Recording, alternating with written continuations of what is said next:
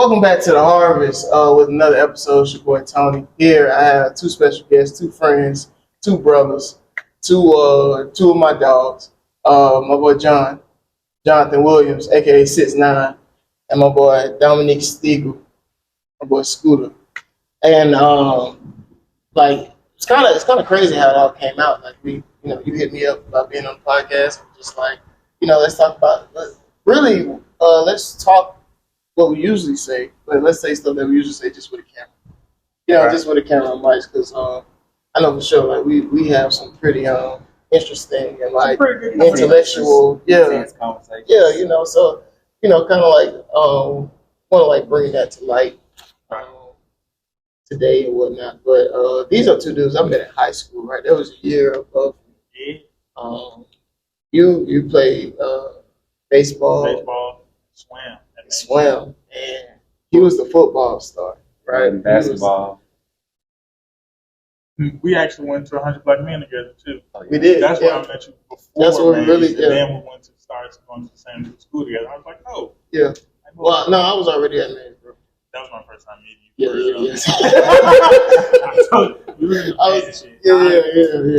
Yeah, that's how we really made it. I was like, I'm already there. I was like, What made you get into Maine? Hey, no, for real. So I started playing the trumpet like 5th grade, up until like middle school. I kind of like stopped, but it was I used to play football, and I was like, bro, I need to do something to get in the football games for free. I swear to God, like that's the only reason I haven't, like, before I got into marching band, I had not played trumpet in about 2 years. Like I wasn't, like it was just I just want to go to football games for free. So I was like, shit, I knew how to play trumpet. I was like, shit, it can't be that bad. That's the way to get in there. Man, what? And it did, bro. And Maze had a good band, so it was a win-win. Yeah, it was a win-win for sure. But I want to like I look at y'all. First of all, I look at y'all like big bros, right? Like, cause y'all were a year ahead of me, and it was just like like shit. I know, like Scoot, one of the smartest people I know, right? When it comes to I ain't gonna say what I want to say on camera. That's my dog. Yeah. That's my dog. Yeah. Bro, no. we'll have that later. Yeah.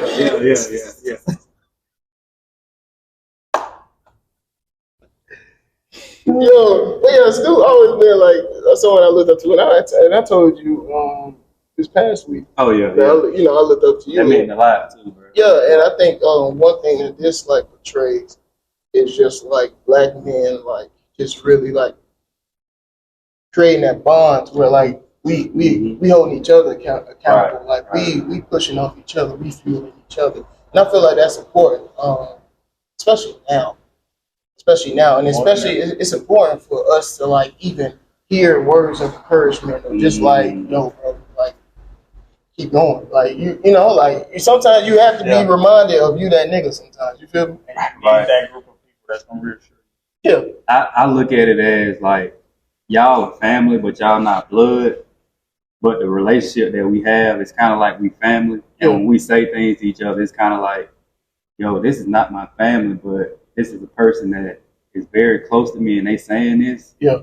It means something different than your family being supportive. Because if we really think about it, that's what your family's supposed to do. Yeah, but a random friend that you meet, because you can't choose your family, right? Yeah. So you can't choose your family. Basically, our bond is kind of like, if y'all say something to me about something, if I say something to y'all, you kind of like, okay, this is my dog. I need to kind of, what I mean? I need to get right. Right. Yeah. Versus somebody else saying, man, you ain't supposed to be doing it. I don't even know you, bro. So, it has its purpose having friends like this. Yeah. Oh, thanks. And you played football at Wake Forest. You played football at Wake Forest, and I graduated from there and went to Grambling State in 2016. And we won a championship there. That was an experience in itself, going from a predominantly white institution to an HBCU. It wasn't a culture shock because, like you said, we went to Mays. So Mays was pretty much like Grambling. And Wake Forest, since I was an athlete, that's a real thing. Like you saying, Mays is like an HBCU. Oh yeah, for sure. Because to football, band, and socializing, it was pretty much the same thing. Yeah, we were just in a different age group. So that wasn't really a culture shock. Wake Forest really wasn't because the athletic side was predominantly black, but a lot of the students was Caucasian or Asian or different races. But you kind of like blend into it. So, and I wasn't a person that wasn't shocked when I seen things, certain things. I kind of like tried to adapt to it. Yeah. So I can get that experience and not be stuck on one culture or one society. You know what I mean? So. And you went to Bard, right? Yeah, I started with Bard. Yeah. So look, the thing about Bard is it's not in the city. Everybody's just like, you went to school in New York. Oh, you've been downtown all the time. It's close to Syracuse, right? I don't think it's close to Syracuse. It's about an hour or two outside the city, more north. It's about an hour away from Poughkeepsie, but it's like it's up in like the Catskill Mountains. So it's like the school is in the middle of nowhere. You got a town called Red Hook. They just got like a whole bunch of mom and pop shops. They got pancakes. But there's like a whole bunch of Asian restaurants. But on campus, shut up. On the campus, it was predominantly white. It was probably about 200 black kids. And the only reason I ended up there, I got posse out of high school, so it was like posse was like full ride. Yeah, full tuition. It was early decision, so it was like we had to make our decision like early December, late November. So it was like I got it. Second semester, I ain't had to do shit. I ain't had to apply to no schools. It was good. I was good. I knew where I was going already.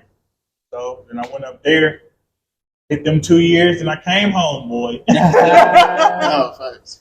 It's like almost kind of like in the same experience almost. I went to Kansas, and that was as like a little kid. Just imagine, like I'm in Riverdale, where it's mostly black, hood baby kids, and I go to Kansas with Becky and Susie. And I'm the only black kid in my class. But it may be one other, but they ain't what I'm used. You know what I'm saying? Like I was about to say they're from a different environment. Yeah, so it's like they almost like one of them almost. Yeah. You know? So I grew up in that to where like I was an oddball out, and I was a kid, bro. I was like, fuck is this shit? But it's crazy that at that age you can recognize it. Like, like now I look back at it just be like, shit, like, you know, people don't look like me. Yeah, but again, I'm also like you were saying how you was like grateful for the HBCU experience and the PWI experience. I'm grateful for that experience as well because it made me to where like I know how to move around the room now when it comes to certain people. I know how to like, you know, you'd be surprised at how many of your black friends are getting nervous around white people. Right. Yeah. Like it's like nigga, these people like bro. Exactly. What I found being with different cultures, being with different races and everything, people love when you be yourself. That's why people say, "Oh, white people trying to steal black people culture." No, they just love when black people are themselves. Like when you're yourself and you can relate to things with white people, with Asian people and stuff. It's amazing. Like you don't have that tension. Yeah. Like you don't have that racial tension. Yeah. You can just have a conversation and leave and be like, wait a minute, I just talked to a white person for 5 hours? You're not thinking about that because you just like you said, they're people. Yeah. So I told he was on the podcast a little bit earlier, but I told him before he wanted to know he's going freshman year of college, right? About to go to college. And he wanted to know how can he control the room. Walks into it, right? And what I told him, just be yourself, bro. Right. Just be who you are. Like if you like, it's I was saying about the encouraging part of just like sometimes you hear that, you know, like you are doing a good job. You are that nigga, bro. Sometimes, and it's also important to walk like that. Man, you know what I'm saying? It's important to walk in the rooms like you are ready, like you do it natural. You don't even feel it. I was gonna say I feel like it's all natural for all of us, but it's just like, you know, like I see it with y'all. It's like shit just natural. Ever since I was little, I don't want to get religion on here, and I don't know if your viewers are religious. I'm sorry, we're the Harvest. Well, Harvest Empowerment Conversations, bro. Oh, okay. All season 1, bro, we talked about maintaining your garden, keeping faith. Okay. You know, but So God made this. So since you said that, this is my perspective on life, the bigger picture. Mm-hmm. I never look at race. I never look at color. I never look at status. I never look at any of those things. Yeah. In the Bible, Peter walked into a room and tried to deny God. Mm-hmm. And everybody in that room said, no, it's something about you. Like, you know God. That's how I want my life to be. As far as when I walk in the room, I don't want to make a joke. I don't want to say, hey, my name is Jonathan. I just want to walk into a room and people be like, who is this? Automatically and present yourself. Like, my intentions is not to say, hey, I want these certain group of people to like me. I just want to be myself, and if they don't like me, they don't like me. But my intentions are just be yourself. Yeah. That's it. And whatever energy they bring, I can match that energy. So, and it's so important to be yourself. Yeah. I mean, and when you don't try to be, not to cut you off, but when you don't try to be yourself, you get out of character and you go down a route that you like, how can I get out of this? And it gets so tiring. Mm-hmm. I don't work with a lot of black people, given my profession. Yeah. So what is your profession? I am a higher ed consultant. I've been doing it for about 4.5 years. Pretty much, I just work with colleges and universities, anything related to strategy and operations. So fixing their budgets, organizational design, strategic planning, anything like that. And I just want to say you just got a promotion too, right? Yes. Yeah. My dog. It's been a long last year and a half, but it's been worth it. Hey, it's been worth it. I've been getting rewarded. But just walking in those spaces every day, it's just like most of my project teams change based off. So I can be on a project for like 10 months. I can be on a project for a whole year. So it just kind of depends on what I'm working on. And a lot of the projects teams that I work on, I'm the only black person, sometimes even the only male on my team. So it's kind of like, I wouldn't necessarily say I code switch, but I just kind of adapt to the people that surround me. And just to have to do that every single day it gets tiring to not be yourself, to genuinely know if you walk into this place and talk to this person or this person like I would talk to my friend, it would be looked at differently or frowned upon. So it's just that minor, just adjusting to the people that surround me, but it gets tiring every single day. Yeah, I had to realize that because I've messed around and dabbed one of my coworkers up like I swear to you. He was like, okay, all right. I didn't even think because like I'm basically like in my career, new to my career, like almost like so with that being said, I'm just thinking of like helping the viewers, like what could we change, you know what I mean, for them to go down that route, to not be scared to walk in the room, to not be around a certain group of people. Like I'm thinking of like minor changes, like you just said, the way you shake somebody's hand, or the way you say hello, or I feel like the minor change with that is just really knowing who you are. Yeah, it's a lot of people walking around that don't really know or have any idea of who they are. They never like really tapped in with themselves. You about to go down a whole different podcast road. I'm telling you, like that's the real. past 4 years I've been single and I've been by myself. Tapped in yourself. I've been on social media. I've been into myself. Yeah, like you the same way. Didn't I've been on social media. I got Instagram 2 weeks ago. Yeah, no, I applaud you for that. Like, I'm just saying, like in terms of like just being individuals that's like really like spent time with self and really figure out like who I am, or what I like, what I don't like, what I create boundaries. It's just certain things that comes with just tapping into yourself, and I feel like that's the thing that a lot of people.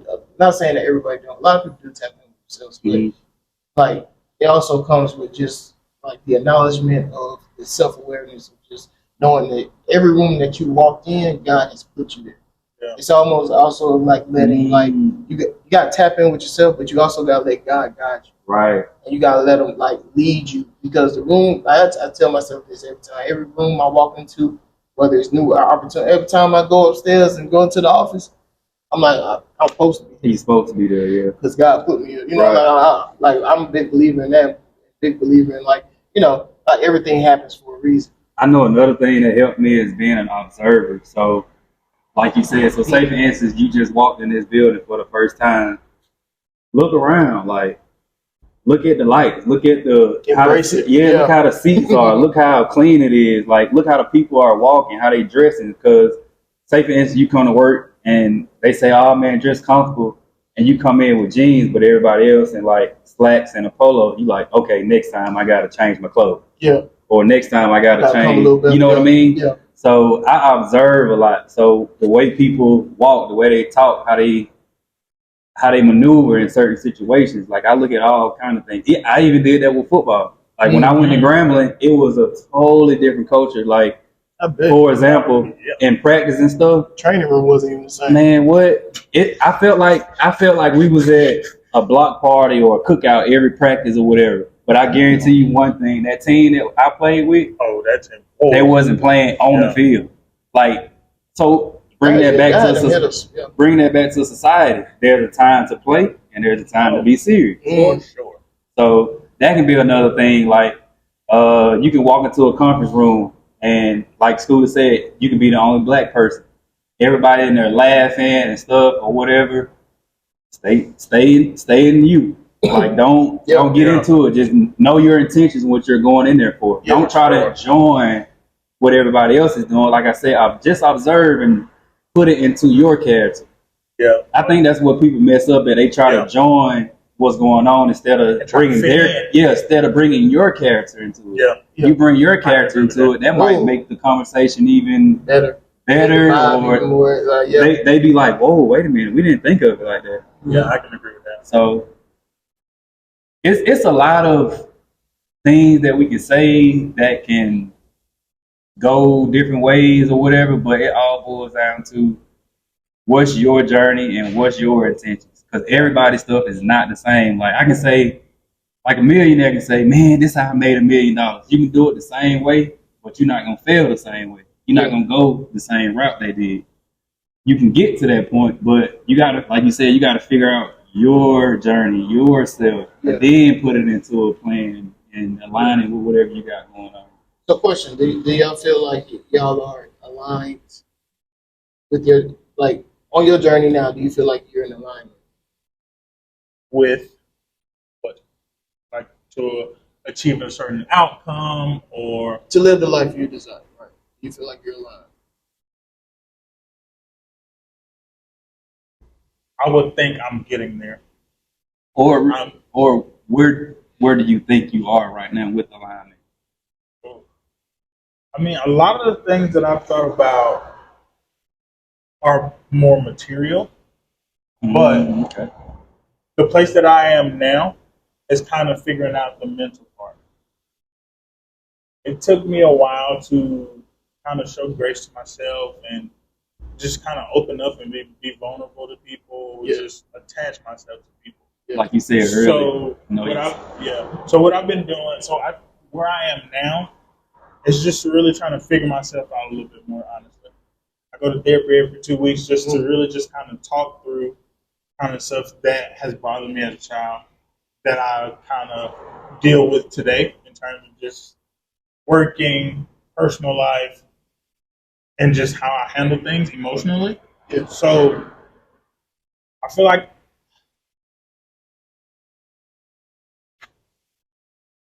I'm getting there. It's a work in progress. It's a process, I feel like we don't know what our future holds for us, so I can't necessarily say if it's more of a material thing that I'm searching for or just where I would want to be. It's just I'm kind of rounding it out and figuring out myself as we go, per se.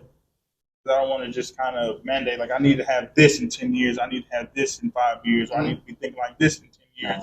I don't think I'm at the point to put a timetable on it, but more so just kind of figure it out. I think life is full of ebbs and flows. Don't get too high and don't get too low. I mean, it's just kind of how do you react and shake back from once it's high now but then it's low next week. Yeah. Or if it was low the last month, how do you get back to that high point? Gotcha. So I'll follow with this question. Like, what fuels you like to where? Yeah, where did it, we all have like I feel like everyone like has a fire, right? It's like almost like a gas stove.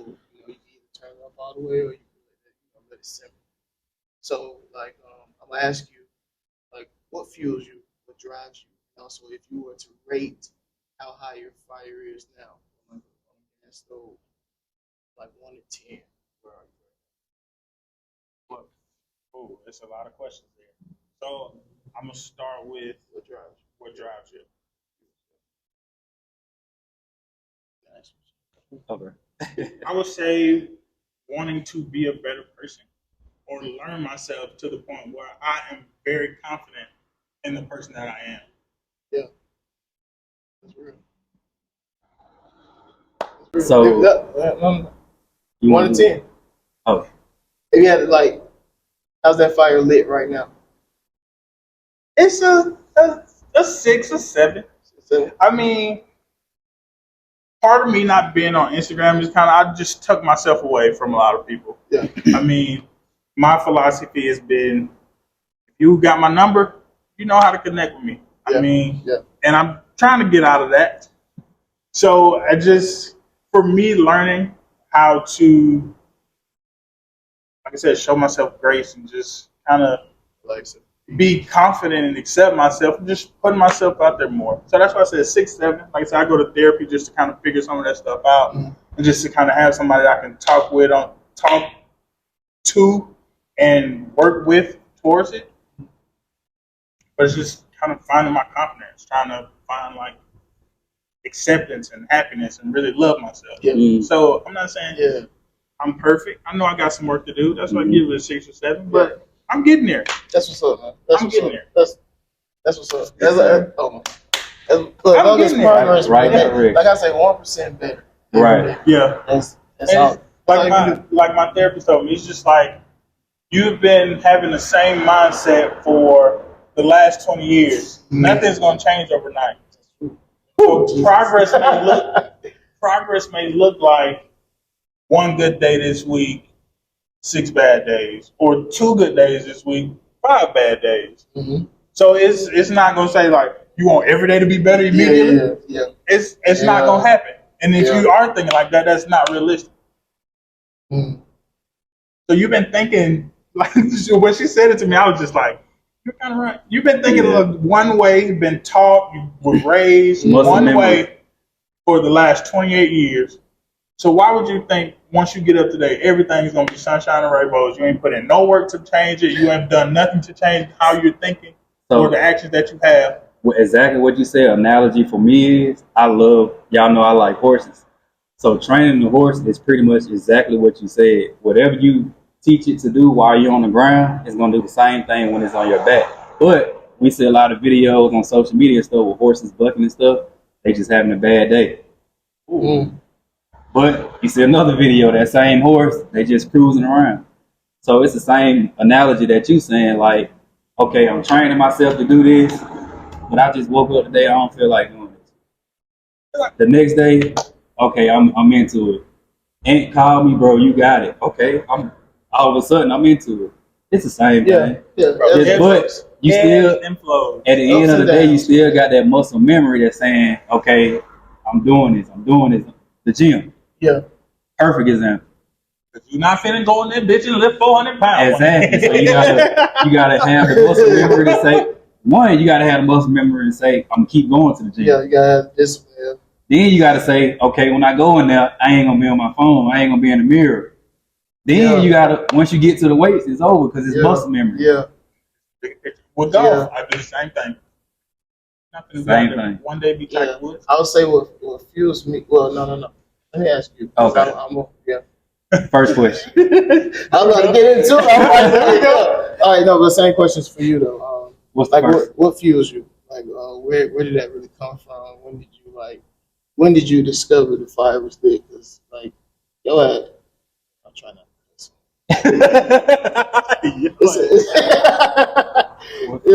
Yeah, what, like, I want to know, like, what fuels you would keep you going, but like also if you could rate yourself like from a 1 to 10, how well your fire is lit right now. Okay. So what fuels me is, to be completely honest, I'm not trying to be cliche or trying to do this for the podcast or whatever, but to know that God is working in my life. That's my bigger picture. So my bigger picture is to know that God is working in my life. Mm-hmm. The minor steps in that is confirmation. So when I get confirmation, like I just told you the other day, what you said to me was, that just gave me a boost. Yeah. Because I'm not the type of person that look for it. I'm the type of person that likes to be pure. And what I mean by that is, I don't want to create a character that's fiending for feedback. Mm-hmm. I want my feedback to be pure and regular, like, man, that's a cool dude, or he carries himself well, or that's not what I do. I'm like we said earlier, I'm just being myself. Yeah. But when I get confirmation that, hey man, what you're doing is right. Yeah. What you're doing is right. Like you're on the right track. So when you said that put something in my fire, because one, my profession is I'm a truck driver and I'm by myself 24/7. A phone call here, a phone call there, but I'm not around people to say, hey, I'm proud of you. Like, you doing good. Or even when God sent me those whispers through other people. Mm-hmm. Because I'm into God a lot, but he's not going to always just give you direct feedback. It's always through other people. So that's what fuels me, man. Just to know that God is slowly pushing me into the right direction and that I'm aligning in the right direction with God. So confirmation and being pure, that's pretty much it. Yeah. As far as being on a scale of 1 to 10, right? Yeah, 1 to 10, honestly, I think I'm at like an 8.5. Boy. I think I'm at an 8.5 because one key that I have is patience. Mm. I love just. Talk to him. It's not at a point where I'm lazy with it. But if I had to sit down, like right now, I've been off of work for 2 weeks because of something that God did, and I've been trying to figure out, why did you do that? Well, for one, I always think of the positive. Mm-hmm. For one, my truck broke down in my hometown. I've been on the road for 2 years, like on the road, living in my truck. Mm-hmm. I broke down in my hometown for 2 months. I've been around my family for 2 months. I reconnected with y'all. Well, not 2 months, 2 weeks. I reconnected with y'all. The conversations that we have now, when I go back to work, my mindset is like, okay, now I'm driving trucks for a different reason. Yeah. Now I'm out here on the road because I have a different motive. Yeah. Our time in Chicago was there too. Exactly. Yeah. So look, this might be a part 2, or like, okay, y'all need to keep this going type deal, because that was our first time connected since, and the last time we was in Atlanta. That was almost 5-6 years ago. Yeah. So, I think I'm like at an 8.5, a slow 8.5, because I wanted to be slow. It's kind of like with trucking, people think when you get into trucking, it's a quick dollar. It's longevity. It's a process. Yeah, it's a process. So to everything. I think I'm at a low 8.5, and I'm pretty much going in the right direction. So that's what I love to hear that. Is it appropriate for us to ask the host question? Yeah, it's a conversation, bro. All right, so what drives you? Yeah. And where you at? I'm similar to like, it's crazy, I'm right in the middle. But now my faith. Right in the middle. My faith guides me to where like I know God. Like we kind of all grew up with those kind of families too, though. Yeah. So that's kind of what he was saying, muscle memory. Like we know that God led us to this point, but now we grown. Like we was kids. We was just going to church. You gotta put in. It was also like seeing God work, and just like when I realized that, okay, God got my back. But I realized like God ain't gonna let me down. I just stuck with it and rolled with it. And that would fuse me, because I'm like, if I stay true to who I am, know who I am, do all the work I need. If I do the assignments that God has given to me, I'm gonna be straight. Right. And within those assignments are just like little checkpoints where like, hey, you need to get your shit together. And it's a real conversation. Like you need to handle your business. But before you answer your second question, I want to put this in there because it's right what you're talking about. I'm 100% confident And what I'm about to say, wherever you put your energy, with 100% of your energy, you'll get 100% of positive feedback. Oh, for sure. Only if it's positive energy. Yeah. Right? Yeah. Obviously. But wherever you put your energy, like you're saying, putting your energy in God, He's gonna give you feedback. Yeah. It might not be the feedback you need, but it's the feedback that you like, not the feedback that you want, but it's the feedback that you need. Yeah. Right? So a lot of times, God might send us something and you like, God, I ain't asked for this. Wait a minute. Like, you did ask for this. You just got to figure out how to use it. Right. Yeah. So I'll say God fuels my fire, but what keeps it lit is just like everything I've been through. Just like what I've encountered. Where like, oh no, like, I want better than this for me. You get what I'm saying? That's what keeps mine lit. But to get it started, start with God. But to rate myself 1 through 10, I have to give myself 7.5, 8. I'll say a solid 8.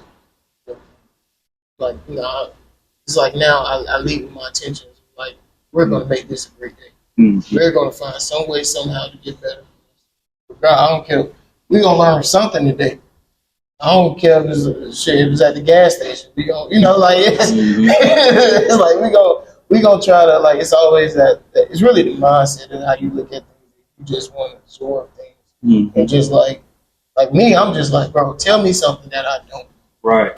You feel me? I love learning. Yeah, it's like learning. Don't keep telling me the same thing, because it's like that ain't helping. Right. That's not helping. Like, that was dang, that's crazy. That was one thing that obviously it was all other stuff. I could have worked hard. I could have did this, whatever. That was one thing that set me back with football, that I was getting told the same thing. Or you're a good player, or you this or that. And coaches would tell me minor things that I'm doing wrong, like you said. Mm-hmm. But nowadays, you're not telling dudes, oh, you good, you doing this, you doing that. You tell, bro, you need to get right. Yeah. You need to, like, you need to do this. Like, you can be great. Now, fast, and I'll say this. I used to tell my players this. I would ask my players this. I'm like, who the realest nigga you know? And they'll first mention, like, they homeboy, they boom, boom, boom. I said, no, it needs to be you. You need to be the realest nigga you know. Because if you be the realest nigga you know, you'll be real with yourself, and it won't hold you back from being real to somebody else. Dang, you just told me something. Yeah, because you're being real to yourself. So that's why who the realest nigga you know? My dad. Okay. You can be my dad. Okay, you can be that, but it need to be you though. You need to be real with yourself, because like that's how I like coach myself up and just like fuel myself. It was like, because sometimes I had to, because I was just like, nah, you need to really, like, I could easily like just be on BS, just do the bad thing, but I was like, nah, you need to do shit. That's a good point. That's a good point, because if you're real with yourself, you like, do I really need to do this? Do I really need to go there? Yeah. Do I really need to try this out? I like that. Yeah. And that's the point where I'm working. Just to be that real nigga for myself. Yeah. I think it's the best thing that you will ever experience, bro. I was just about to say, something that'll help you to get that. You can say, okay, this move will benefit me in the future. Do it for future you. Yeah. Because if I don't do it now, I can do it later. That's the mindset. That's crazy, because that's the mindset. Like I said that last week. I was like, I'm doing this for future me. Yeah. I've just been stuck on just like, I need to have a plan. I need to have it or figured out. It's just like, oh look, relax. You're doing a good job. Right. You working there. You ain't let yourself down before. You ain't let yourself down before. You remember I talked about energy? Let's just say this, for example. You got a plan, a 3-year plan. You just put all your energy into this plan, right? And what you said earlier, trying to change your character and stuff is exhausting, right? So you doing this plan, right? About the second year, it go, but you just put all your energy in this plan. You so exhausted from saying 3 years, and 3 years, and 3 years. When that second year hit, how can you put more energy into something else when you already exhausted? Now your mind like, I ain't gonna make it to the 3rd year. I ain't gonna be able to do this. Mm-hmm. So now you got to find that balance to where it's like, okay, do I need a 5-year plan right now? Because I'm still working on myself. can I control what's gonna happen if it don't go right? So I mean, I never had a plan. Like when I was playing football, it was football, football, football, football. When football stopped, the first thing that came to my mind was, okay, God got something else for me. I don't know what it is. I don't know what I'm gonna do. I went from job to job, and guess what? In months, I was the manager. Got a raise. I did this because I was just being myself. One job in particular, I worked at a restaurant, and I never knew this. Y'all know this. I was always antisocial, bro. Always. When I went to college, I was talking to other people. I hung out at parties and stuff. But this job in particular, I was like a waiter. Something just told me, like, just go out and check on people, make sure they food good and all this. I'm not knowing the customer's gonna go back and tell my boss. So now I got a raise. I'm the manager. I just did it out of curiosity. I never was in that position before. I was an athlete. People were always coming up to me, asking me for my autograph, handing me water. You know what I mean? So my instincts just switched. Like, okay, now I'm a server. I'm a server. Anything that I do, I'm a server. I'm a truck driver. My job is to get your freight there on time. When I get there, I'm smiling. Hey man, how you doing? How your day going? Service. You said something. You said something to me when we went to Erykah Badu concert. When we was walking across the street. Yeah. And I said, "What's up?" to that guard. Yeah. So you was talking to that man. And you were surprised. It was normal to me. Yeah, I remember that. You were surprised. You was like, "John, I'm glad you did it." I was like, "What?" Say, "Hey." He said it like ain't nobody asking that. Yeah, and the guard was like, "Hey man." Up when you said, I'm doing fine. I was like, So I do that. I do that a lot, bro. I just have conversation with people, and you just see their day change. Like, oh my God, somebody talked to me. Like, somebody made me laugh. Like, somebody just appreciate me. So, I mean, that just goes back to what I said earlier. Everything that I do, bro, is pure. It has to be pure because now I'm battling with giving and receiving.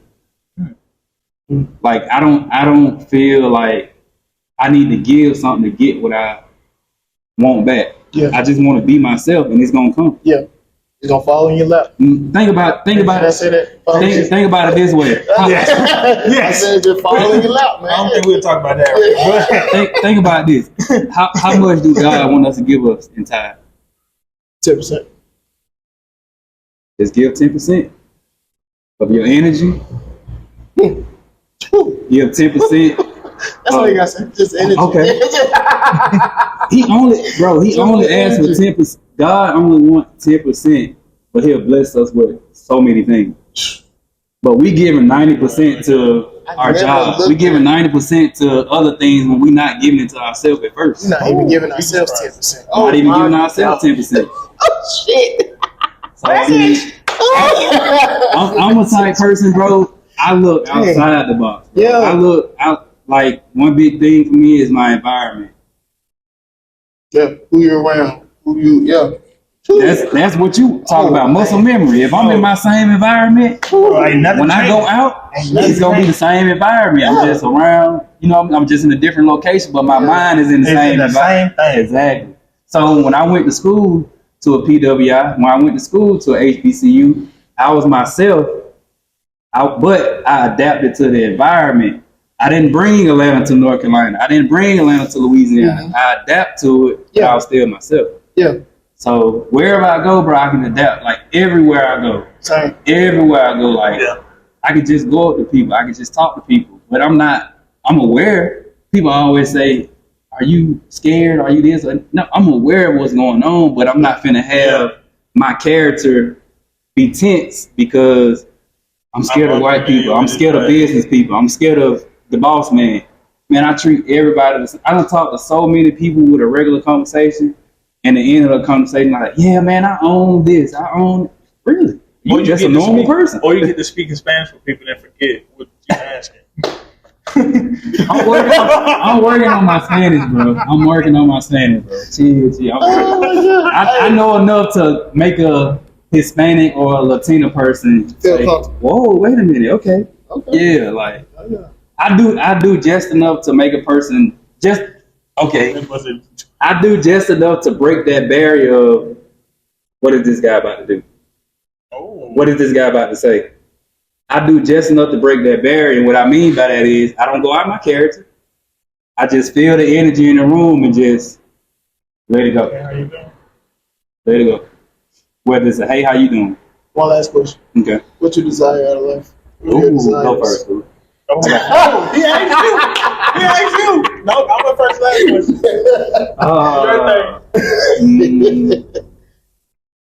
What do I desire out of life?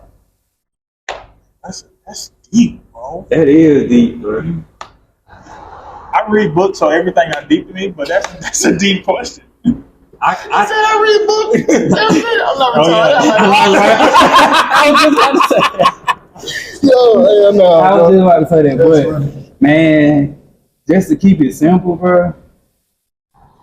I just want to know that I'm doing things right, and what I mean by that is like I'm not trying to get over on people. I'm not trying to do things for a quick high.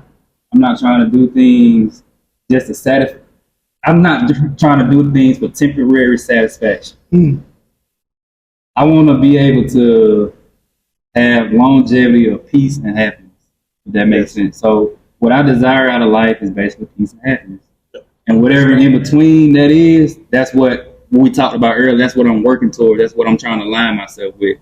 So my biggest goal is peace and happiness. Oh, you stole my answer. No, that was Peace was in my answer too, so it's all good. My answer was happiness. It's just like, because, man, growing up, like I had a decent childhood. Right. I understood what happiness was, but I had somebody ask me this, like, not too long ago. He was just like, what makes you happy? He's like, are you happy? I'm just like, bro, I really don't know if I can answer that question. Exactly, bro.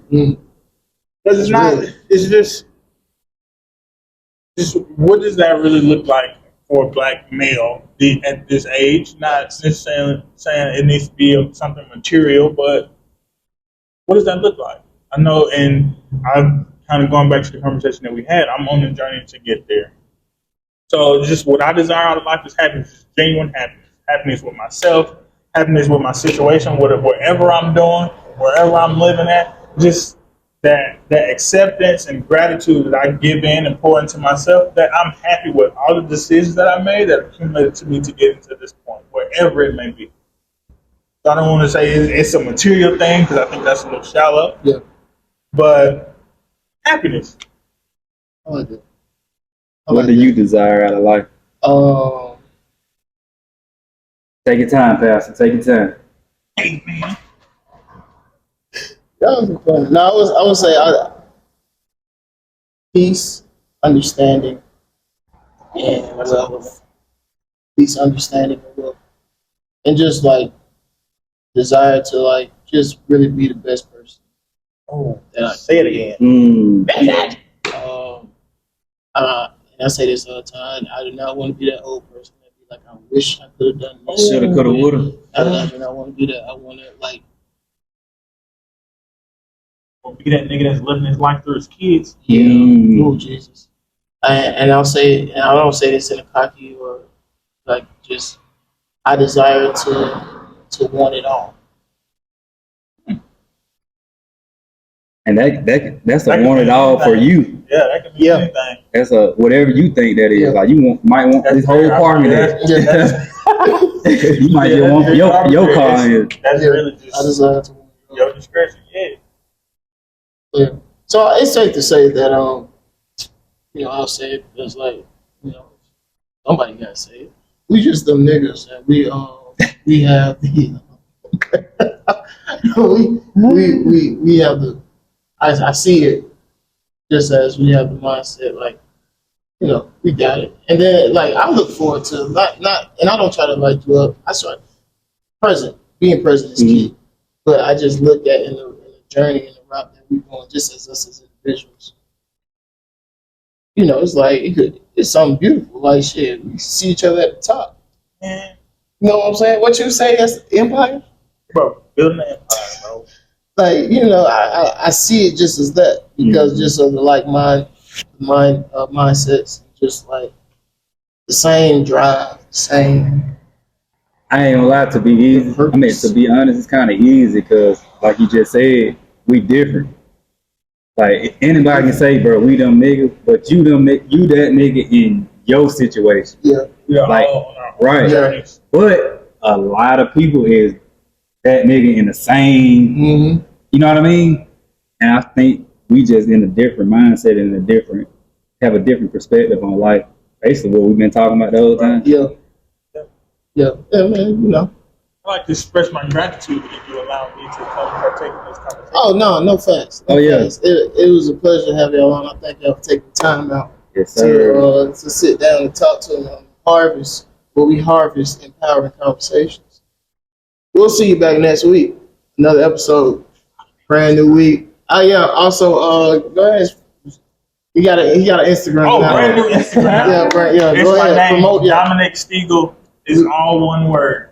So I ain't got no pictures yet, but they coming. we'll spell it out. You know, good. My Instagram is trucking with skinny 1.0. Trucking with skinny 1.0. There we go. See y'all next week. I'm going to have some playdown music. It's right, it's on our city.